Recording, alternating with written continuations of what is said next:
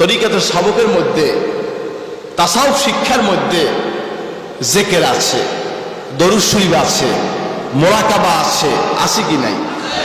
বায়াত আছে, তওবা আছে, ইস্তেগফার আছে, আছে কি নাই?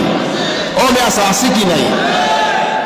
ভাইরা আমার, আল্লাহ পাক জিকির সম্পর্কে বলছেন, ওয়াজকুর রাব্বাকা ফি নাফসিক তাদাররুআ ওয়া খিফা ওয়া দুনাল জাহরি মিনাল কাওলি বিল গুদু ওয়াল আসাল।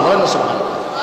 আল্লাহ বলেন, বান্দা তুমি তোমার আত্মার সাথে তোমার প্রভু আল্লাহর জিকির করো, এমনই ভাবে ভীত সন্ত্রস্ত কাঁদো কাঁদো অবস্থায় সকাল সন্ধ্যা তুমি আল্লাহর জিকির করো। চিল্লাই কর সুবহানাল্লাহ।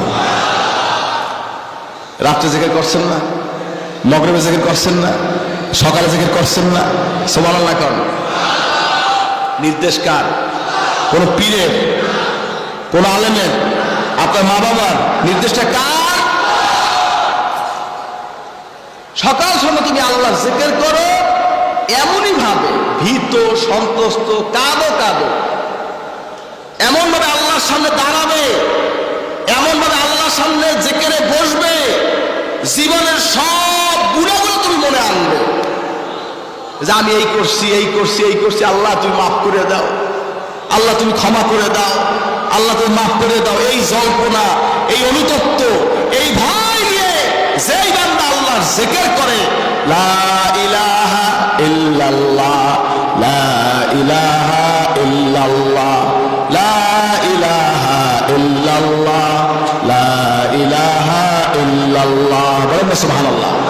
আফজালুজ যিকরি লা ইলাহা ইল্লাল্লাহ, লা ইলাহা ইল্লাল্লাহ। নবীজি বলছেন, উত্তম জিকির, শ্রেষ্ঠ জিকির লা ইলাহা ইল্লাল্লাহ।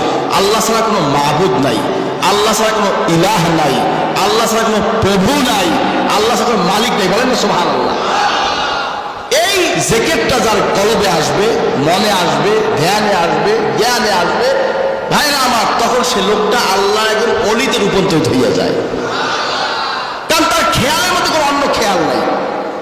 তুমি পৃথিবীর যেখানেই যাও, লা ইলাহা ইল্লাল্লাহ। তুমি মাশরিকে যাও, লা ইলাহা ইল্লাল্লাহ। মাগরিবে যাও, লা ইলাহা ইল্লাল্লাহ। জুনুবে যাও, লা ইলাহা ইল্লাল্লাহ। শিমালে যাও, লা ইলাহা ইল্লাল্লাহ। আসমানে যাও, প্লেনে যাও, লা ইলাহা ইল্লাল্লাহ। পানিপথে যাও, লা ইলাহা ইল্লাল্লাহ। আল্লাহ ছাড়া কোনো মাবুদ নাই, আল্লাহ ছাড়া কোনো ইলাহ নাই, আল্লাহ ছাড়া কোনো প্রভু নাই, বলেন না সুবহানাল্লাহ।